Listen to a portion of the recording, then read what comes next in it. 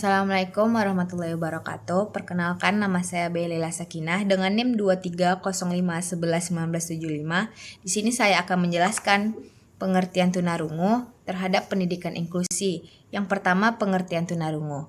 Tunarungu adalah kehilangan pendengaran sebagian atau seluruhnya yang mempersulit komunikasi lisan, terbagi menjadi tuli yaitu kehilangan berat dan keras pendengaran yaitu kehilangan ringan atau sedang.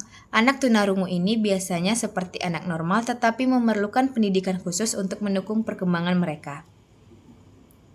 Lalu selanjutnya itu ada karakteristik anak tunarungu, di mana anak tunarungu ini karakteristiknya melalui akademik, yang dimana sering berprestasi rendah pada mata pelajaran verbal karena keterbatasan bahasa. Tetapi pada kemampuan mereka pada pembelajaran nonverbal sebanding dengan anak normal.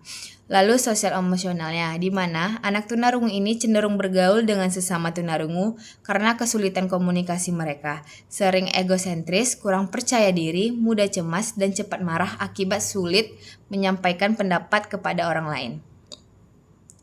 Lalu selanjutnya itu ada melalui fisik, di mana anak tunarungu ini biasanya tidak menunjukkan kelainan fisiknya yang jelas tetapi sering berjalan kaku, membungkuk, gerakan mata dan tubuh yang cepat, serta pernapasan pendek akibat kurang latihan selama masa perkembangan bahasanya. Lalu yang keempat ada bahasa dan bicara, di mana anak tunarungu ini mengalami hambatan perkembangan bahasa karena tidak mendapatkan rangsangan dari pendengaran dengan fase motorik, tangisan, dan meraba yang berbeda sehingga kemampuan bahasanya terbatas. Lalu ada klasifikasi tunarungu, di mana tunarungu ini terbagi yang pertama tunarungu secara etiologis, yaitu pembagian berdasarkan sebab-sebab. Dalam hal penyebab ketunarunguan ada beberapa faktor. Yang pertama faktor sebelum lahir, di mana itu ada 3 faktor. Orang tua mengalami tunarungu atau membawa gen abnormal, lalu ibu hamil terserang penyakit seperti rubella atau morbili. Lalu yang ketiga ada keracunan obat, konsumsi atau obat berlebihan selama masa ibu hamil. Lalu ada saat kelahirannya, ada terbagi menjadi 2, kesulitan persalinan, penggunaan alat bantu seperti penyodotan, lalu bayi lahir prematur atau bayi itu lahir sebelum waktunya. Lalu ada setelah kelahiran, di mana ketulian itu akibat infeksi otak atau infeksi umum, lalu ada penggunaan obat ototoksik pada anak-anak. Lalu ada klasifikasinya menurut tarafnya. Untuk kepentingan pendidikan ketunarunguan diklasifikasikan menurut tarafnya berdasarkan tes audimetris oleh Dwijosumatros tahun 1990.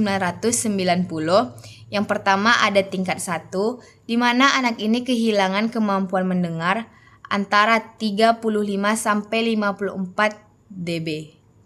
Lalu yang kedua tingkat 2, di mana anak kehilangan kemampuan mendengar antara 55 sampai 69 dB. Lalu ada tingkat 3, di mana anak kehilangan kemampuan mendengar antara 70 sampai 89, dan tingkat 4, anak kehilangan kemampuan mendengar di atas 90 dB. Lalu ada kebutuhan, pendidikan, dan layanan untuk anak tunarungu, di mana untuk layanan pendidikan terdapat layanan umum sama seperti anak normal. Lalu ada layanan khususnya, yaitu mengurangi dampak tunarungu seperti latihan bicara ataupun persepsi bunyi dan irama. Lalu ada sistem pendidikannya, di mana untuk sistem pendidikannya itu ada segregasi, di mana anak tunarungu ini belajar di sekolah khususnya yaitu SLB, SDLB, kelas jauh ataupun kelas kunjung. Lalu ada integrasi atau terpadu, di mana anak ini belajar bersama dengan anak normal di sekolah umum, di kelas biasa dengan bimbingan khusus ataupun kelas yang khusus.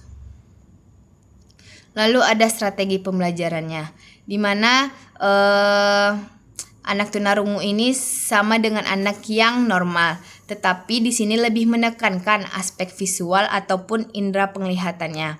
Lalu ada evaluasi pembelajaran yang harus berkesinambungan, menyeluruh, objektif, dan pedagogis. Biasanya evaluasi ini bersifat dua, yaitu evaluasi umum, di mana biasanya ini untuk anak kelas biasa, lalu evaluasi khusus untuk kelas khusus atau ruangan bimbingan khusus.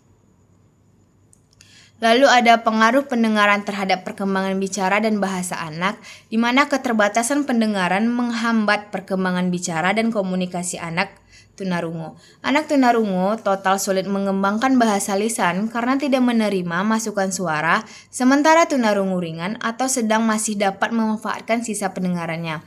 Media pembelajaran yang bisa digunakan untuk anak tunarungu itu biasanya itu ada pendengaran, bagi yang masih memiliki sisa pendengarannya, lalu ada media tulis dan membaca, ada juga media bahasa isyarat atau komunikasi manual, dan yang terakhir ada juga kombinasi dari ketiga media ini.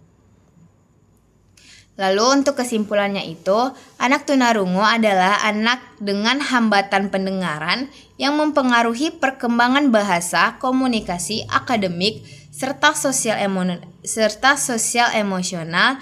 Meskipun tampak normal secara fisik, mereka memerlukan layanan pendidikan khusus seperti latihan bicara, penggunaan media visual, tulisan, dan bahasa isyarat. Melalui sistem segregasi maupun integrasi dengan dukungan yang tepat, anak tunarungu dapat mengembangkan potensi dan beradaptasi dengan masyarakat. Sekian presentasi saya hari ini. Saya ucapkan terima kasih. Wassalamualaikum warahmatullahi wabarakatuh.